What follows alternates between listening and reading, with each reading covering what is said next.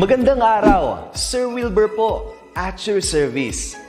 Narito ang ETUlay upang gabayan ka sa inyong pag-aaral upang lubos na maunawaan ang iba't ibang paksa o subject. Ang ETUlay ay isang free online tutorial class na pinangungunahan ng ICTS Educational Technology Unit sa pamumuno ni Undersecretary Elaine Del P. Pascua. Ang programang ito ay hindi lamang para sa mga bata, kundi ito rin ay magsisilbing gabay sa mga magulang at mga guro kung paano nila ituturo o gagabayan sa bawat asignatura ang kanilang mga anak o mga estudyante. Sa kasalukuyan, ang self-learning module mula sa rehiyon ng Calabarzon at kilala sa tawag na Pivot ang ginagamit sa ating ETUlay online class. Kaya ano pang hinihintay ninyo? Ihanda na ang inyong mga ballpen o lapis, papel o kwaderno at samahan kaming itulay ang pagkatuto para sa bawat batang Pilipino. Sama-sama tayong magtutulungan para malampasan ang mga hamon sa panahong ito. Halina't matuto kasama ang inyong online tutor sa oras na ito.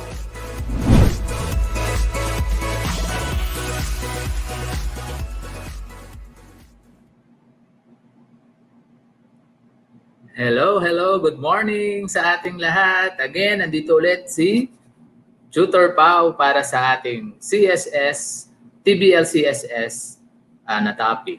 Okay, so wag na natin patagalin. Start na tayo.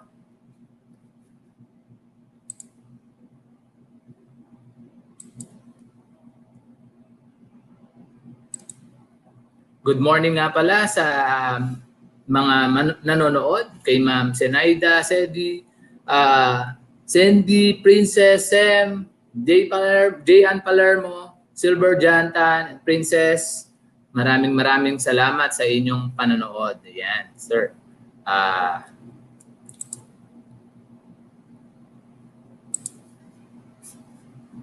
Okay. So, let's start. Again, ang subject natin ngayon ay Computer System Servicing. And then we are now on quarter 3, week 3. Still, we're on the setup computer server. So, siyempre yung server medyo marami tayong i-add na role kung naaalala niyo yung topic natin nung nakaraan. So, Friday na naman, it's CSS time. I am your tutor for today, Tutor Paulo. Manatiling nakatuto sa ating itulay para sa dagdag kaalaman. Okay, so quarter 3, after this tutorial, dadagdagan na natin yung role na napag-aralan natin. This time, you will know how to add the domain name system server na role. Na kung matatandaan, nung nakaraang linggo or nung nakaraang Biyernes, pinag-aralan natin kung paano mag-add ng isang role gamit yung Active Directory Domain Services na role yung dinagdag natin. At ang sabi doon, kabilin-bilinan, gamitin daw natin si DC Promo. So this time, mag-a-add na tayo ng panibagong role. But before that, may isang tanong lang ako sa inyo kung naaalala nyo pa ba yung topic na quiz natin nung nakaraan? Ano kaya yung ibig sabihin ng acronym na to? What does dcpromo.exe acronym stands for? Sige nga, sa mga tumutok nung nakaraang Biyernes, maaari nyo bang i-comment ang sagot sa tanong na what does dcpromo.exe acronym stands for? Yan. So yung mga nakatutok nung Biyernes, na-discuss natin yon at ang sabi sa atin, gagamitin daw natin tong DC Promo na to just to promote the controller and properly working, no, to completely set up the ADDS role. Ayan, maraming salamat kay Sem Manalansan. Ang sabi niya ay Domain Controller Promoter Executable. Ayan, very good naman, no? So tama, mag-e-execute tayo. So yan, tuloy na natin. Ang sagot ay Domain Controller Promoter.executable. So this added on a Windows server nire-run natin siya just to promote the controller and then magamit natin ng maayos. So, paano natin gagamitin yung ADDS na yon? Yun ay kailangan natin, syempre, kailangan natin si DC Promo, which is, DC Promo is a console utility used on Windows Server to install ADDS role. So, Active Directory Domain Services role. Ayan. So, yun yung kabilin-bilinan nung last Friday para daw maging maayos ang ating Windows Server ADDS role, kailangan natin gamitin si DC Promo. Ibig sabihin, meron pa tayong kailangang isang i-activate para mas mag-work ng tama yung ating Active Directory. So, sino kaya yon? Later on, ang sabi naman, pag-aaralan natin yung DNS. That is the other role. Si DNS, Domain Name System Server. So, si DC Promo, Active Directory Domain Service, is installed when you run the DC Promo, which enables a server to work as a domain controller. So, to run properly Active Directory Domain Services, it requires, sabi nga doon, no? It requires a DNS server or a Domain Name System Server to be installed on a network. Yun pala yun. Kaya natin kailangan i-run si DC Promo kasi kailangan natin si DNS. Para saan si DNS? Mamaya malalaman natin. And then, ang tanong, what is DNS? So, ang sabi nga, binanggit ko na kanina, it is Domain Name System, the Internet system for converting alphabetic names into numeric IP address. So, IP addresses. Ano kaya ibig sabihin nun? Sample, when a web address URL is typed into a browser, DNS servers return the IP address of the web server associated with that name. So, sample lang natin, ano yung sinasabi ni sir na pag nag-type tayo ng web address? Sample, we type google.com. No? We visit yung google.com. So, nakikita natin, the name of that address is a google.com. Behind that, sa likod nun, merong IP address na ayun yung binabasa ni DNS. No? Merong IP address. Yung sa mga familiar, yung familiar na gumamit ng speedtest.net, yung sa familiar sa gumamit ng ping, yung na-discuss natin nung nakaraang quarter, pag ipining mo, pinggoogle.com, it will appear an IP address. It's not the google.com yung magre-response. So, ganun lang yon. Kino-convert niya yung isang address, web address, para makapag-connect sila through IP address. At ang ginagamit nating version ng IP address sa ngayon is IPv4. Ayan, version 4. Pero kasi sabi ko nga, meron ng IPv6. Okay, let's continue. So, sabi niya ganun, meron daw IP address. So, before we add anything or before we install any roles in a server, we need to set up the IP address of our server. So, sir, paano yun? It is because it depends on you. If you still remember, kakaroon tayo ng mga topic pa dyan para mas maklaro nating mapag-aralan yung IP address. So, again, before tayo mag-install or mag-add ng kahit na anong role, set up mo muna yung IP address ng Windows server mo. Okay? So, paano yun? Turuan ko kayo ng mabilisan. You just run, type sa keyboard nyo, WinKR, tapos type nyo ncpa-cpl. This is just a shortcut command to open yung control panel. No? ncpa-cpl stands for Network Control Panel Applet. So, ibig sabihin pag applet, merong nagpo-pop up na window ng control panel.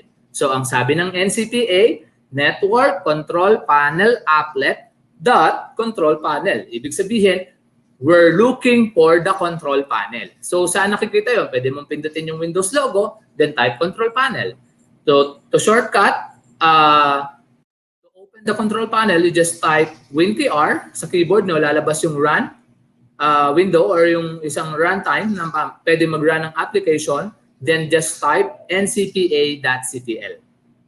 Then, okay, it will show the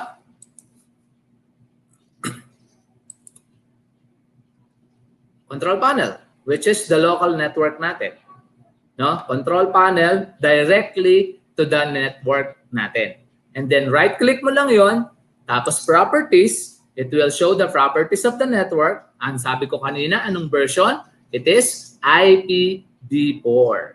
No? So go to Internet Protocol version 4 and then add the IP address. Anong gagamitin natin? Sa server, tayo yung mag-a-assign ng IP address. Ayan.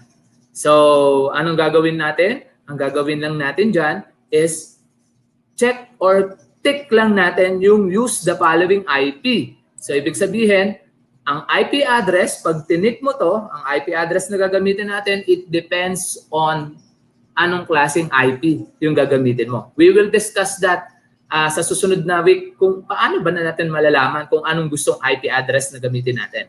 No? So, IP address, subnet mask, 255.255.255.0. Bakit yan yung subnet mask natin?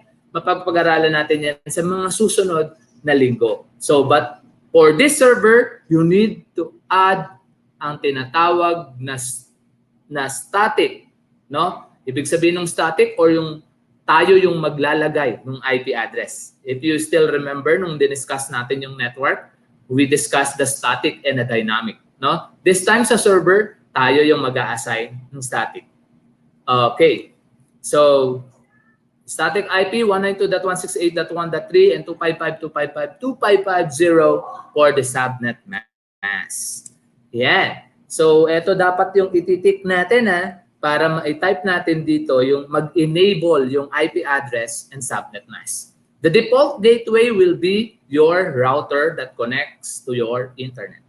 Okay. So, yun yung gagamitin natin.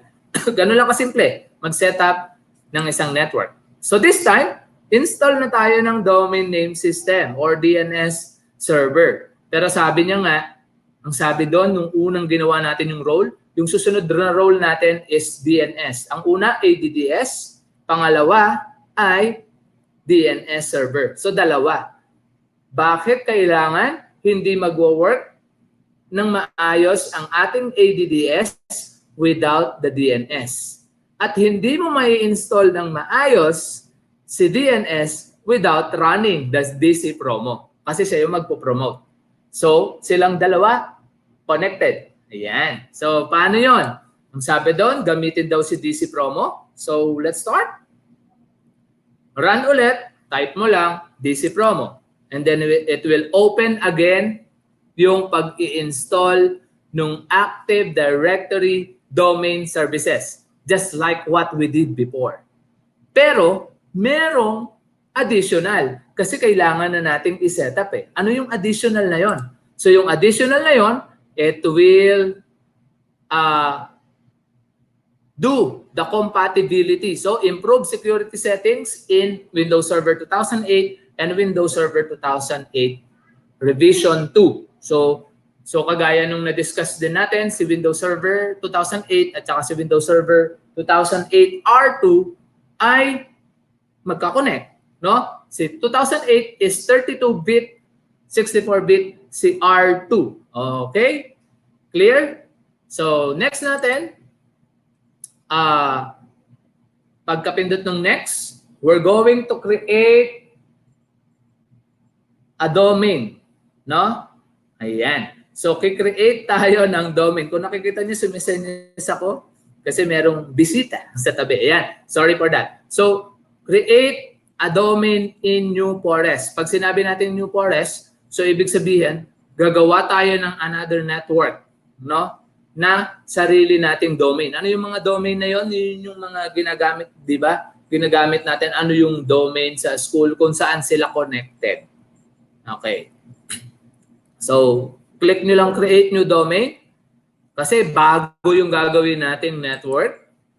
And then, tatype lang natin dun sa domain kung anong gusto nating domain. So may nakasulat dyan, corp.contoso.com. So parang yung domain ng ating kunwari is DepEd.gov.ph. So parang may ganon, no? So since hindi naman connected sa internet yung domain ko, pwede ka lang gumawa ng, let's say for example, pangalan mo, paulo.local, king.local, kagaya ng nasa example. So pwede naman yon, no? So pag ginamit natin siya, it's not connected on the internet, it's not connected to another domain, no? So gamitin natin, gawa tayo ng sarili natin. So just to test within your area. Pero kung meron kang isa pang connected na domain, so hindi ka na mag-create ng new forest. Connect mo na lang sa previous na forest mo.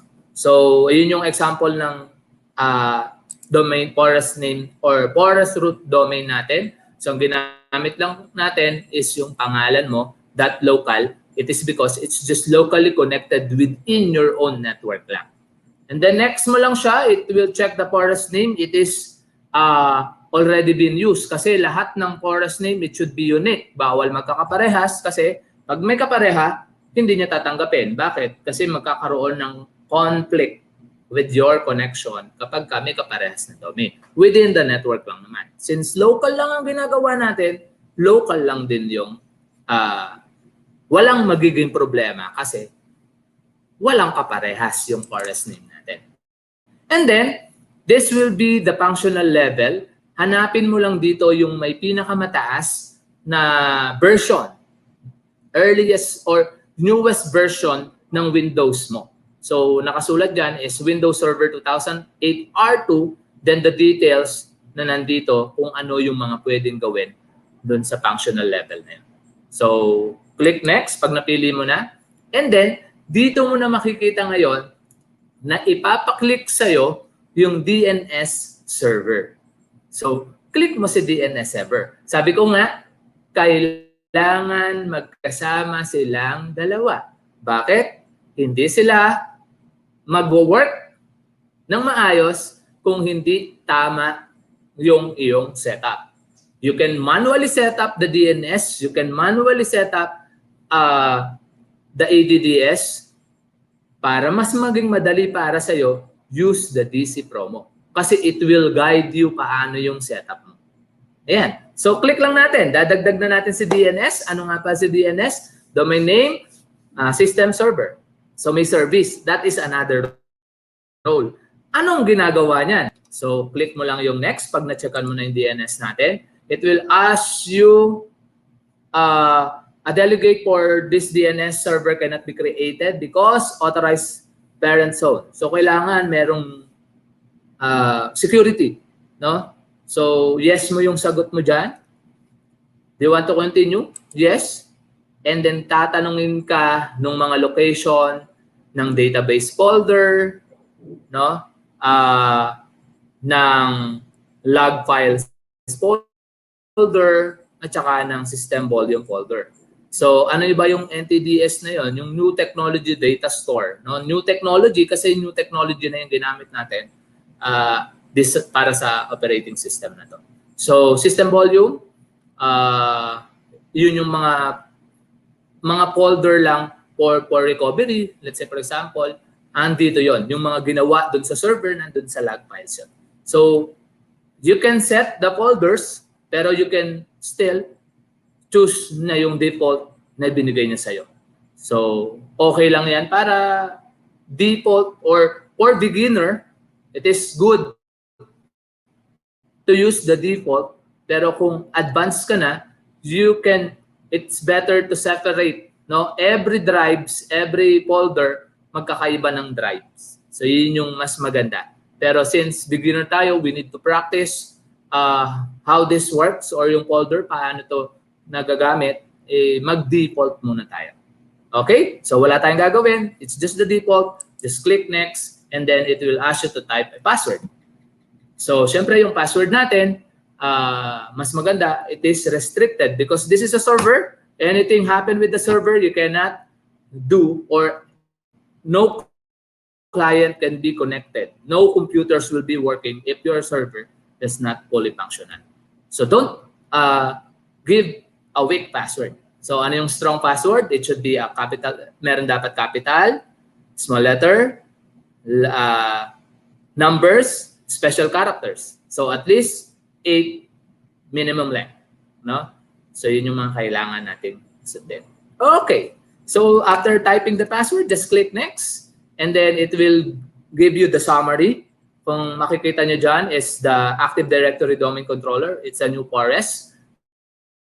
Gumawa na siya ng domain wherein dun tayo connected sa domain na yon. And then, nandyan na yung mga functional level and then yung we add the DNS. All you have to do is just to click next and then just click this one. Once na matapos kasi siya, we need to reboot. It is because the ADDS and the DNS are properly installed, it will restart or refresh yung configuration ng server mo. So, mangyayari, magre-restart siya, magkakaroon ka na ng panibagong role, magkakaroon ka na ng domain, which is yung itinype mo kung yung pangalan mo .local or anumang PORES name yung ginamit mo, ilalagay niya na for easy access. Easy access ng mga client or ng server can be distribute a file or the client submit or send a file to the server. Mas madali na. Yun yung ginagawa nun. Yung mga folders, mga pangalan ng user, you can do that. And then, paano natin gagawin yun? Next week, kailangan nakapanood pa din kayo, syempre. So, next natin, an automatic, now we already have the add two roles. The first one is Active Directory. The second one is the DNS. So, ADDS at saka DNS. So, 6 yung i-install natin na yan. No, basic roles na kailangan natin kung gusto natin ng mag-take ng assessment for CSS NC2, we need to add those 6 roles. No? Yung the rest, pwede nyo pag-aralan. Nasa inyo paano yung mga functionality. Pero ang didiscuss natin dito, yung nasa curriculum natin is yung 6 na roles yung ating pag-aaralan. So, nakakadalawa na tayo. So, kailangan, bago mo i-install ito, kailangan si DC Promo yung gamitin mo. Bakit? To promote the controller, no? And it will be add the DNS para mas mag-function sila ng maayos. Because we need to create a PORES, we need to have folders na paglalagyan ng mga files na nakita nyo naman dun sa DNS natin. So, we already have the DNS now that based on the IP address ng server natin, no, na itinype kanina, and then now, tapos na. Working na properly yung ADDS natin, working na yung DNS natin, and then, we're done. Successfully update the ADDS and add the DNS server role. Okay? Diba? Ganun lang kadali mag-add ng 2 roles. So, ang susunod natin, paano yung mga IP address na yun? Paano natin yun maiintindihan? But before that, again, let's have it's quiz time! Ayan. So, kung meron kayong katanungan, just comment your question din sa ating comment box. And also, shout out sa mga patuloy na nanonood. Maraming salamat.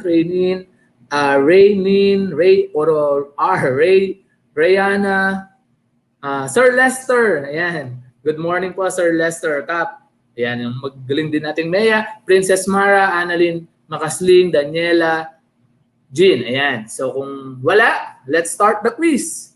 Quiz time na tayo.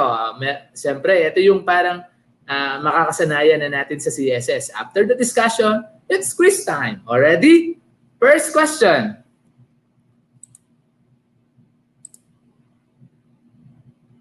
It's a true or false. DC Promo console utility is used on Windows Server to install the ADDS or Active Directory Domain Services role. Is that true or false? Ayan, hello din po kay Katrina Garcing Pidlaon. Ayan. From Notre Dame University, Cotabato. Hello po sa mga taga Cotabato. So, what's the answer? Is that true or false? Ayan, ang sagot ni Sem Manalansan, ang aking active student, ay true. That's correct. Ayan, maraming salamat. Next question. What does DNS acronym stands for? Ayan, mga acronym, ano? So, ano kaya ang ibig sabihin ng DNS? Paki-type lang sa inyong comment box. Yan. So, again, maraming salamat sa patuloy na pagsuporta sa ETUlay, sa panonood. Patuloy lang tayong matuto. Ayan, sama-sama tayong matuto. Ayan. Yan, tama yung sagot ni Divina Roberto Matulak. It's true. And then, for DNS, it's domain name settings, domain name system, domain name setup, domain name seed. Ba? Ang galing, ano? The answer ni Sem, kahit wala pang choice yun, sinagot niya na, it's domain name system. Ayan, maraming salamat. Ang sagot ay domain name system. Okay, next, it's another true or false. B, maraming salamat. Regine Joy, tama ang iyong sagot. Next, subnet mask used in the Windows server is 255.255.255.255.0. Is that true or false? Ayan, ang sagot ni Rihanna, siguro this previous question, B yung sagot niya, tama yan. So, sa katanungang subnet mask used in the Windows server is 255.255.255.255.0. What will be the answer? Is that true or false? Ayan. So, ang sagot natin ay it's false. Ayan. Kasi sumobra po yung ating subnet mask, no? Sobra yung subnet mask natin. Kung mapapansin niyo po, dapat, ayan, tama si Regine Joy. Ang dapat lang, 4 lang yan na group. No? 255, 255, 255, 0. So, bakit nagiging 4 na group? Magkakaroon tayo ng discussion para mas malinaw sa inyo lahat. At kaya nyo gawin. Kaya nating imagine, kaya nating gawin. Pag napanood natin, you just try. If you already have the device, try nyo lang siya. Yan. No? So, sabi niya, ay, oo nga, nakita. Yan. Next. Last question. What does NCPA.CPL acronym stands for? Ang hilig naman sa acronym ni Tutor Pao, ano? So, yan. Para at least hindi lang natin siya itinatype. Alam natin kung ano yung ginagawa ng mga yon or para saan ba yung mga yon. So, ano kaya ang ibig sabihin ng NCPA.CPL acronym stands for? Ayan, si Kurt Rosal Dumogma, tama yung kanyang sagot. Maraming salamat, Kurt, kung dun sa previous question yung sagot niya. Ayan. Ayan. So, ang sagot ay, ayan, napaka-active ni Sem. Thank you, Sem. Network Control Panel, Applet Control Panel. Very good, buong-buo. Network Control Panel, Applet, Control Panel. Running the control panel to open the network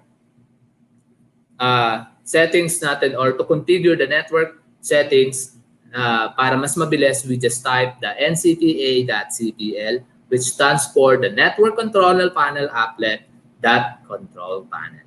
Yan. So, tapos na ang ating quiz. Patuloy na sumabaybay sa ating Business Friday. And also, patuloy niyong suportahan ng ETUlay. And of course, para mas matuto, para sa susunod na week, patuloy na tumutok sa Computer System Servicing NC2 103211 kay Tutor Pao. And then, maraming salamat. For comments and suggestion, email us on edtech@deped.gov.ph. Susunod na po, si Tutor Wax for Entrepreneur Subject. Maraming salamat po. Maraming salamat sa nanood. Kita ulit tayo next week. Bye!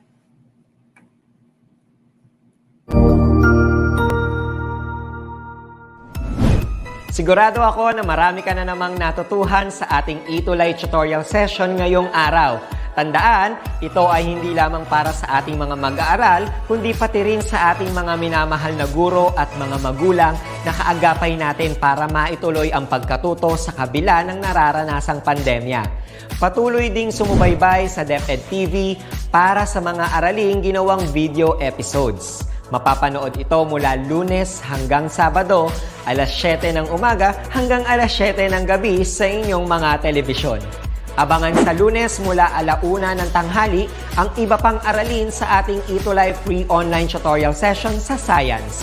I-like and subscribe at manatiling nakasubaybay sa ating ETUlay tutorial session sa DepEd Edtech Unit FB page at Educational Technology Unit channel sa YouTube at sa DepEd Tayo at DepEd Philippines social media accounts. Paalam!